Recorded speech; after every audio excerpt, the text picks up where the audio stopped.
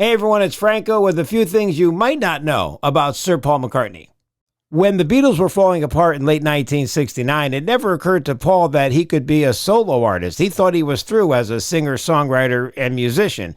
It wasn't until Linda laid into him with what he called tough love. She said, "Stop feeling sorry for yourself and go out and make more music."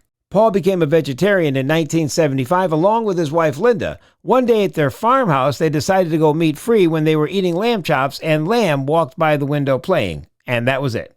Paul is so strict about his vegetarian lifestyle that he insists his road crew does not eat meat, at least while they're on tour together. Also, in the backstage area, no meat is allowed to be served, and the dressing rooms cannot have any animal print or leather furniture. And speaking of leather, no leather seats are allowed in any vehicle Paul McCartney gets in. In 1976, Paul bought the rights to Buddy Holly's music catalog, so he owns Buddy Holly's Publishing. But at the time, he didn't own any of the Beatles' catalog, and he regrets telling Michael Jackson that he should go into publishing and buy songs because one day Michael said, "I'm going to buy your songs, Paul," and that he did. Years later, publishing giant Sony Music, who already owned 50% of the Beatles' catalog after scooping up ATV Music, then purchased the other 50% of the Beatles' catalog from the Michael Jackson estate. However, after a court case, Paul does get a few songs back every year or two. It's a sealed document and not too many people know a lot about it.